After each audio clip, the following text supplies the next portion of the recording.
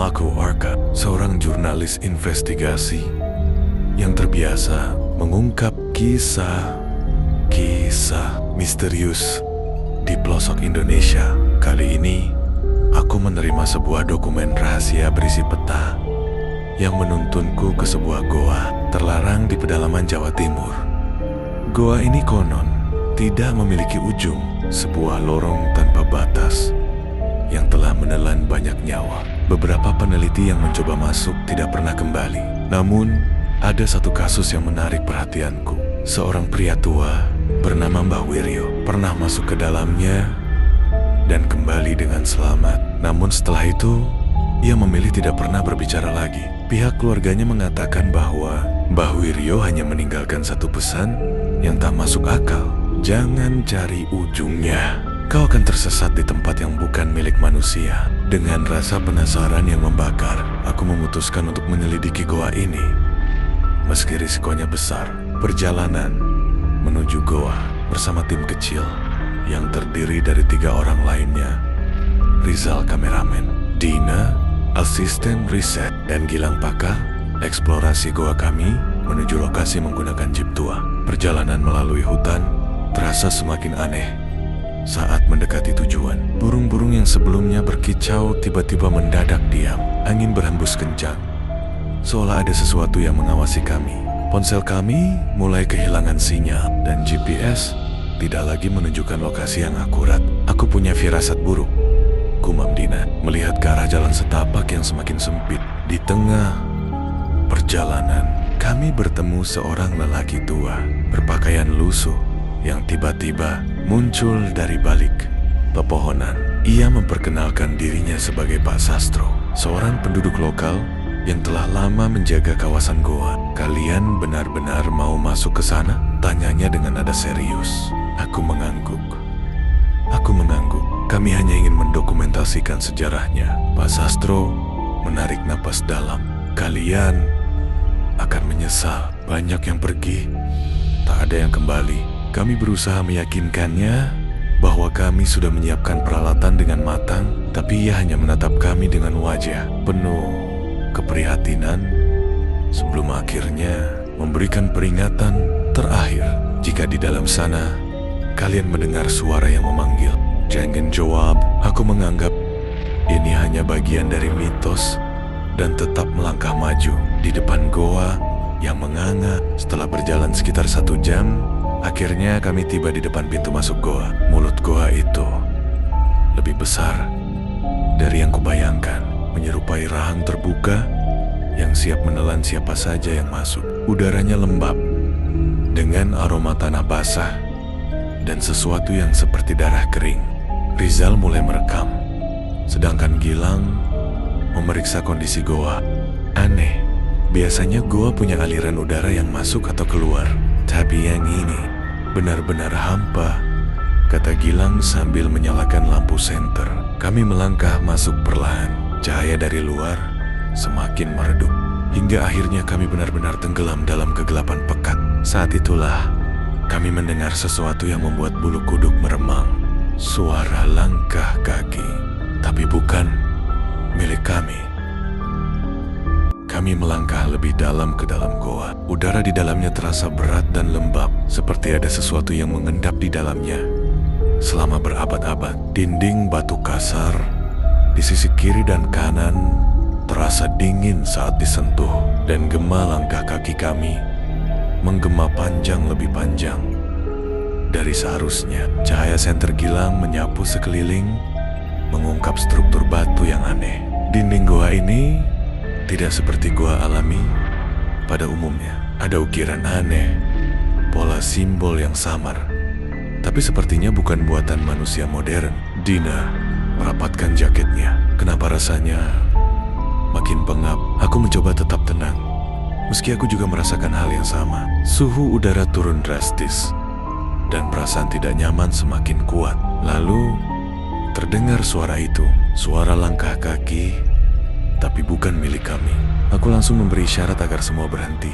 Kami saling berpandangan, memastikan tidak ada di antara kami yang bergerak. Tapi suara itu masih ada. Tap, tap, tap. Aku menyalakan kamera untuk merekam, sementara Rizal mengarahkan lampu sorot ke arah lorong di depan. Kosong, tidak ada siapapun di sana. Gilang, periksa jalannya, bisikku. Gilang maju perlahan, menempelkan tangan ke dinding sambil mengetuknya. Goa ini aneh, seperti ada ruangan lain di baliknya. Belum sempat kami mencerna kata-katanya, tiba-tiba Rizal tersentak mundur.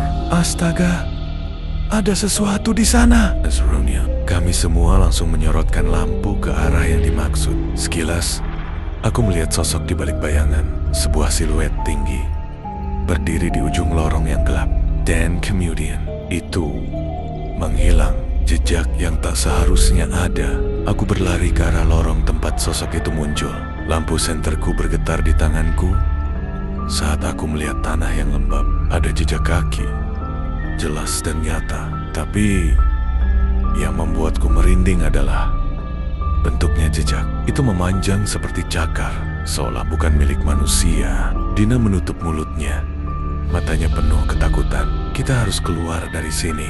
Gilang, yang biasanya skeptis, kali ini juga tampak pucat. Ini bukan goa biasa. Aku mencoba menenangkan mereka. Kita sudah sejauh ini, kita harus lanjutkan. Dina menatapku tajam. Kau dengar suara itu tadi? Itu bukan suara manusia, Arga. Aku tahu dia benar. Tapi sebagai seorang jurnalis, aku tidak bisa mundur sekarang. Aku menyalakan kamera lagi dan berbicara ke dalam mikrofon. Kami baru saja menemukan jejak kaki misterius yang bentuknya tidak seperti manusia. Ada suara langkah yang mengikuti kami. Dan tadi kami melihat sesuatu di dalam kegelapan. Apapun itu, goa ini jelas menyimpan sesuatu yang tidak bisa dijelaskan. Kami memutuskan untuk melanjutkan perjalanan, meskipun ketakutan semakin menekan. Dan itulah awal dari mimpi buruk kami.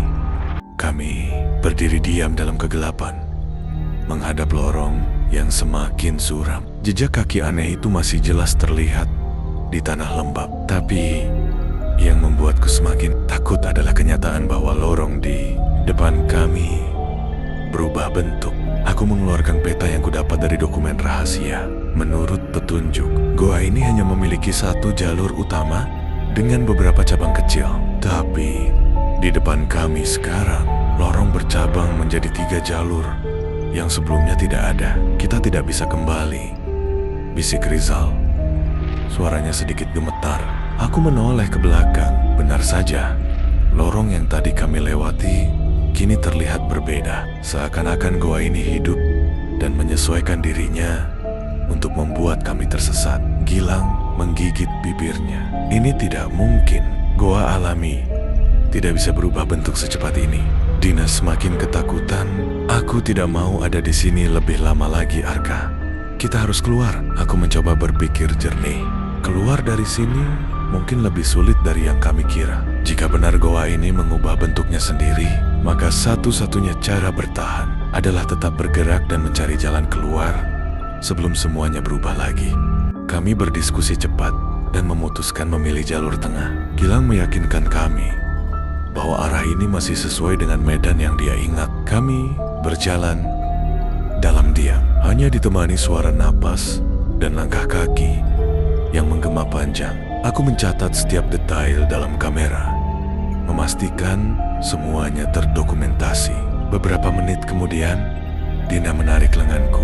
Arka, aku merasa ada sesuatu yang mengikuti kita. Aku menoleh ke Rizal, yang langsung mengarahkan kamera ke belakang. Kosong, tapi perasaan itu nyata. Seakan ada yang bersembunyi di bayangan, mengamati setiap langkah kami.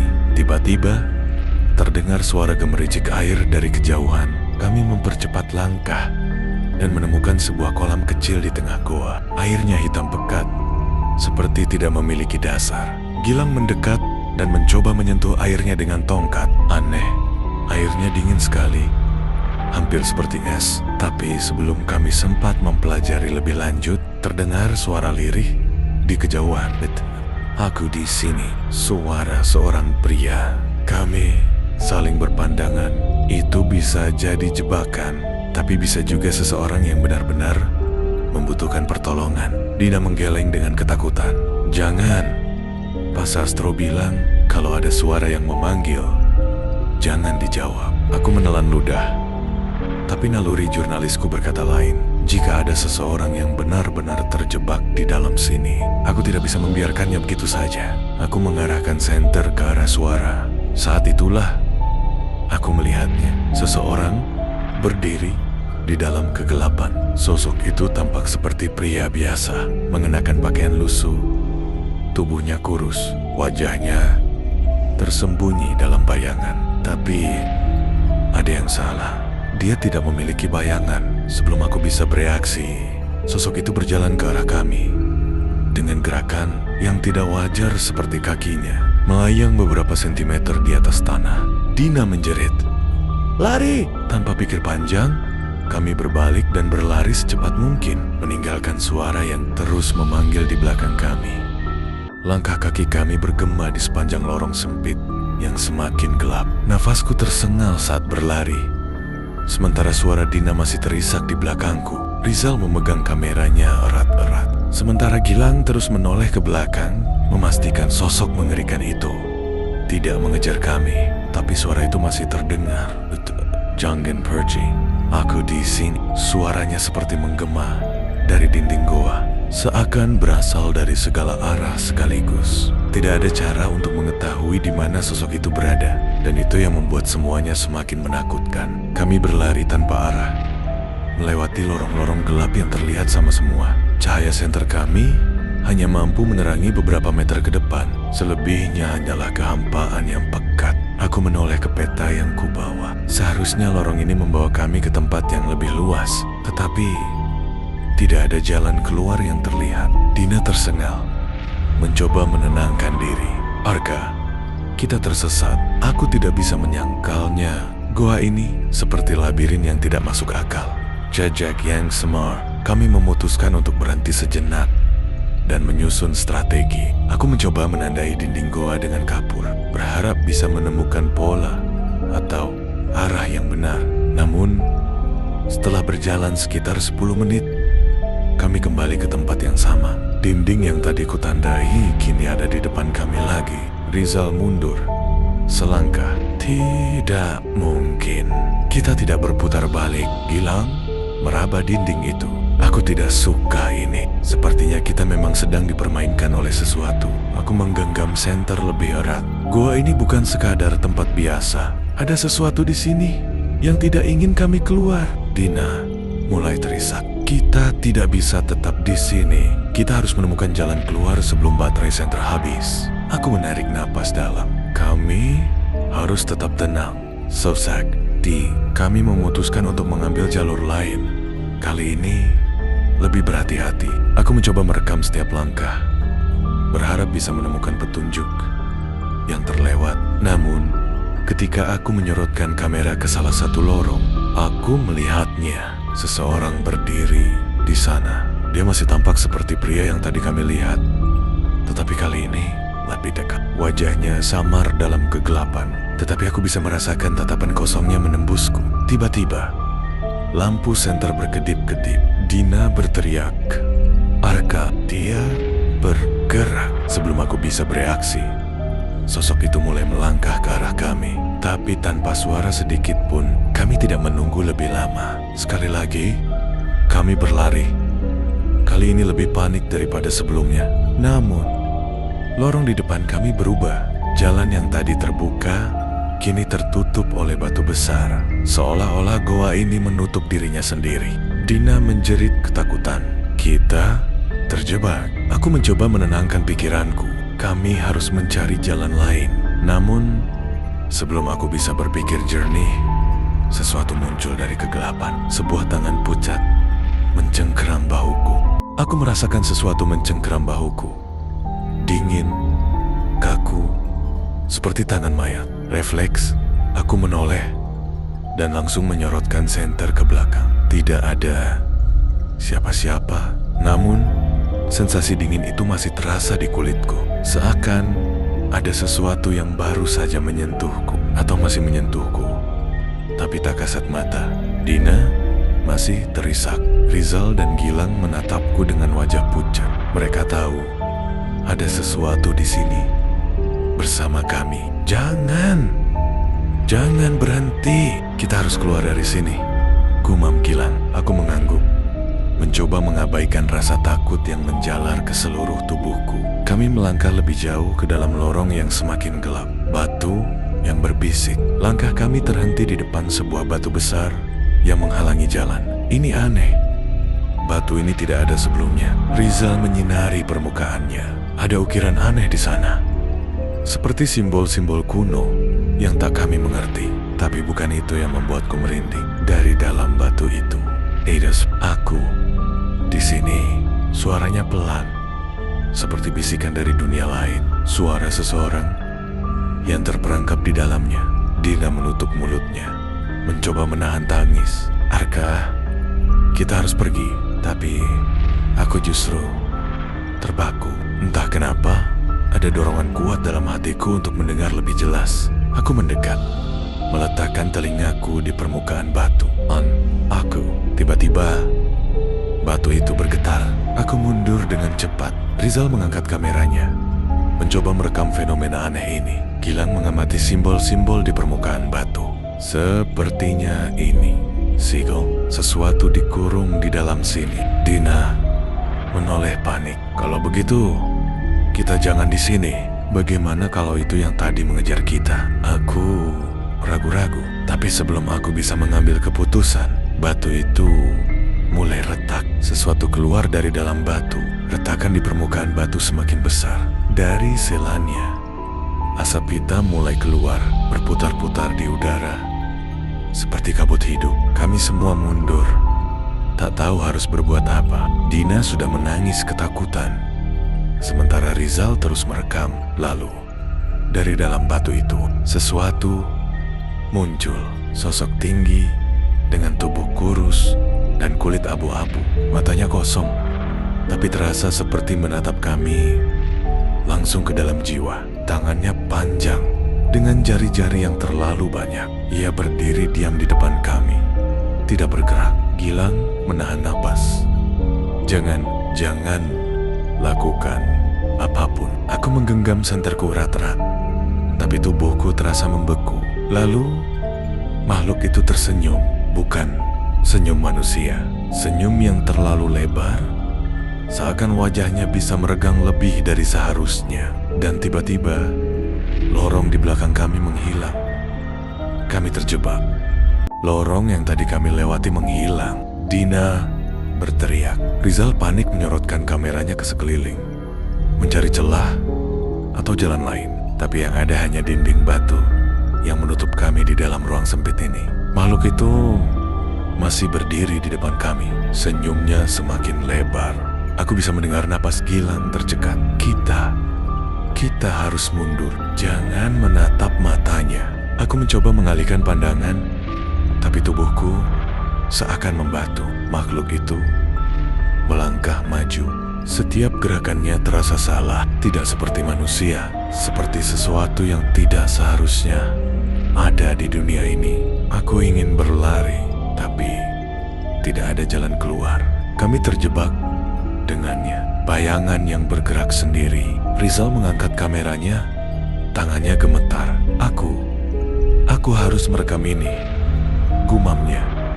Suaranya bergetar. Cahaya dari senter Dina menerangi dinding di belakang makhluk itu. Dan saat itulah kami melihatnya. Bayangan makhluk itu tidak bergerak seperti seharusnya. Saat ia melangkah maju, bayangannya tetap diam.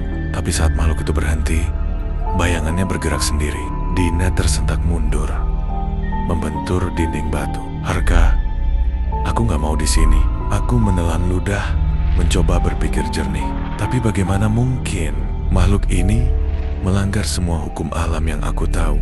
Gilang menggenggam bahuku erat-erat. Arka, lihat baik-baik. Itu bukan sekadar bayangan. Aku menajamkan pandangan dan barulah aku menyadarinya. Itu bukan bayangan biasa. Itu sosok lain. Dan sosok itu berjalan ke arah kami. Mereka bukan satu, tapi dua. Kami semua membeku. Kini ada dua sosok. Yang satu berdiri di depan kami, tersenyum lebar. Yang satu lagi bergerak mendekati kami dari sisi lain ruangan. Aku mundur selangkah. Kami terkepung. Dina mulai menangis. Tubuhnya gemetar hebat. Apa yang mereka mau?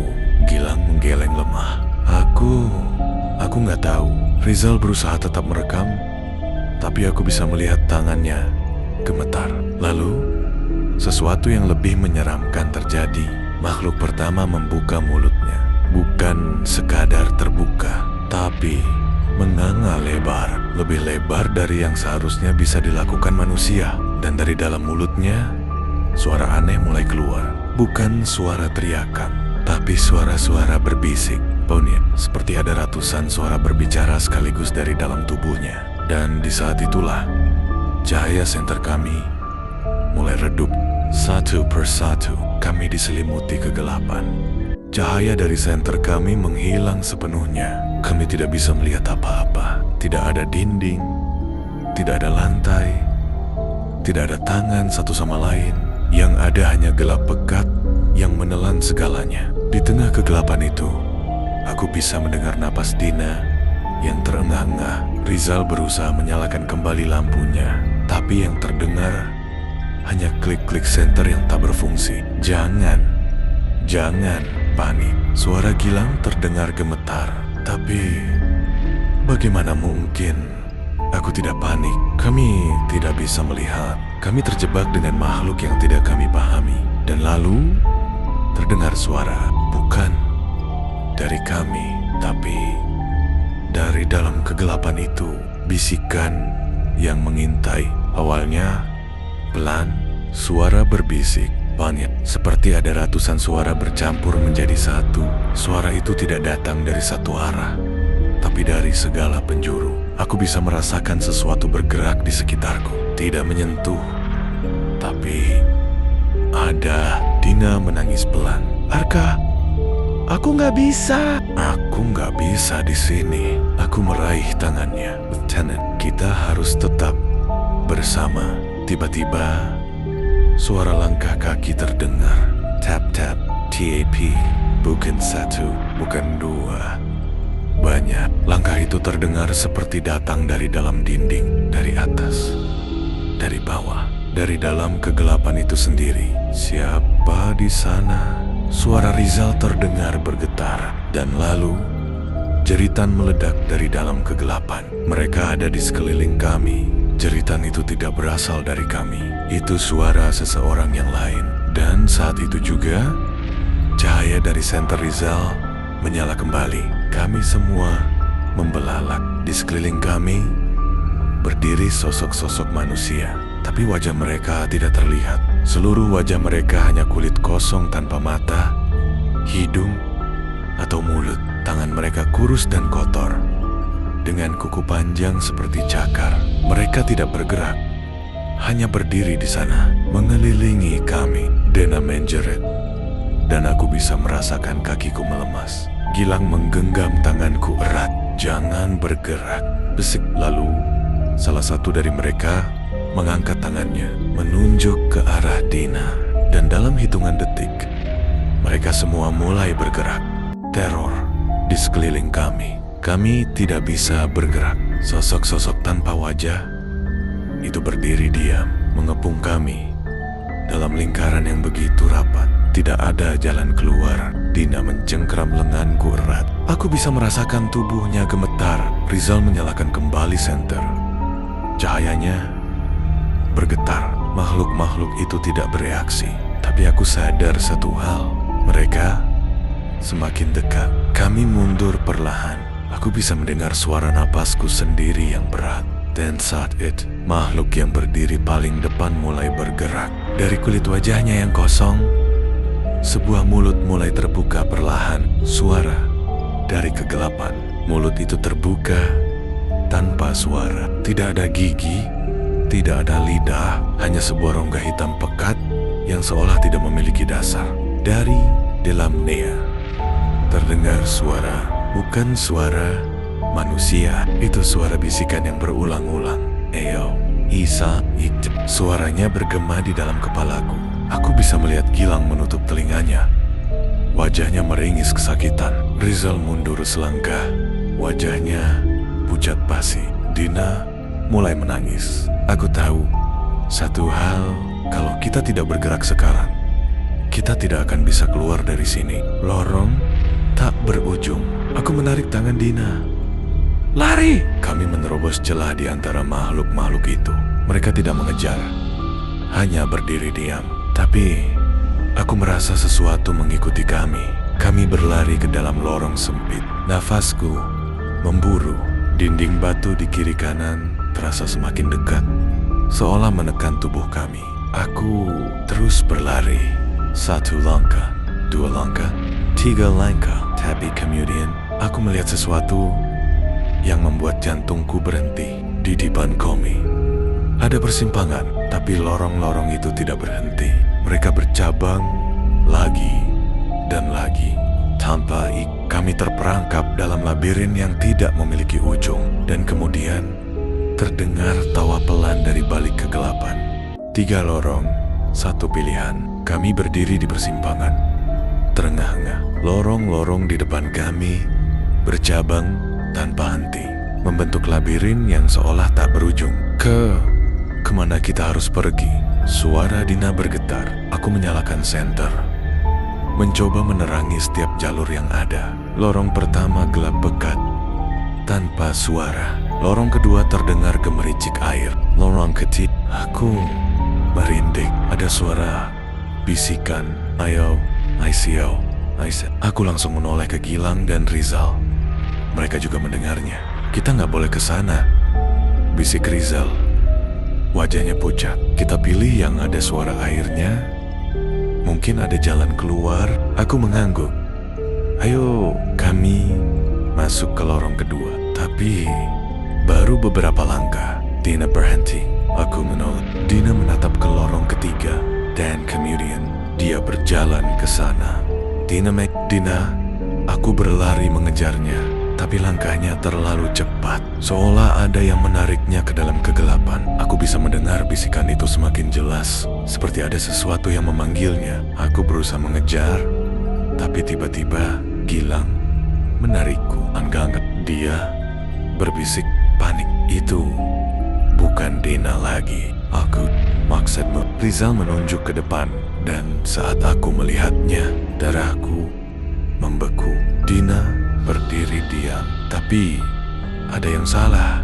Bayangannya tidak mengikuti gerakannya. Mereka menyamar sebagai Dina. Aku merasa dingin menjalar di seluruh tubuh. Dina menatap kami, lalu tersenyum. Itu bukan senyum manusia. Pelan-pelan, wajahnya mulai berubah. Matanya menghilang, hidungnya lenyap, mulutnya memanjang, berubah menjadi rongga hitam pekat, seperti makhluk yang kami temui sebelumnya. Dan kemudian, aku mendengar suara Dina dari belakang kami. Aku di sini. Dina asli berdiri di belakang kami. Wajahnya penuh ketakutan. Aku kembali menatap ke depan. Makhluk itu masih tersenyum, lalu mulai berjalan mendekat. 2 Dina di hadapan kami. Kami semua terpaku. Di depan kami ada 2 sosok yang menyerupai Dina. Yang satu berdiri diam dengan wajah yang mulai berubah mengerikan. Yang satu lagi gemetar ketakutan di belakang kami. Mana yang asli? Aku menatap Dina yang ada di belakang kami.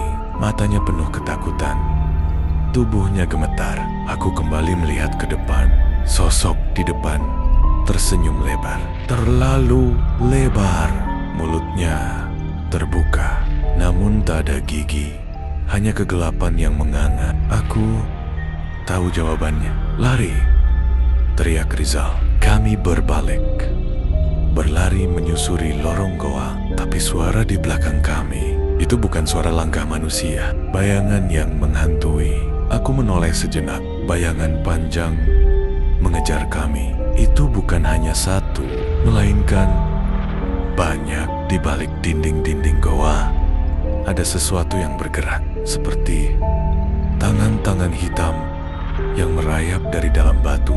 Aku bisa mendengar suara gemertak, dan ayo, ikut. Suaranya bergema. Suara itu bukan hanya berasal dari makhluk di belakang kami. Suara itu datang dari dinding goa. Dari lorong-lorong gelap di sekitar kami, aku merasa merinding, seolah-olah goa ini hidup labirin kematian. Kami terus berlari tanpa arah. Setiap belokan hanya membawa kami kembali ke tempat yang sama. Astaga, Gilang tersengal. Kita sudah lewat sini tadi. Aku menyalakan senterku ke dinding dan darahku langsung membeku. Ada jejak tangan hitam di batu. Aku tahu pasti kami belum pernah melewati tempat ini. Tapi bagaimana mungkin jejak tangan itu ada di sini? Aku mendekat dan saat itulah aku melihat sesuatu yang membuat tubuhku gemetar. Jejak tangan itu perlahan berubah. Jari-jarinya memanjang dan kemudian tangan itu mulai bergerak. Aku mundur selangkah. Dari dalam batu, sesuatu keluar. Sebuah tangan kurus dengan jari yang lebih panjang dari manusia biasa. Dan di dalam bayangan itu, sepasang mata terbuka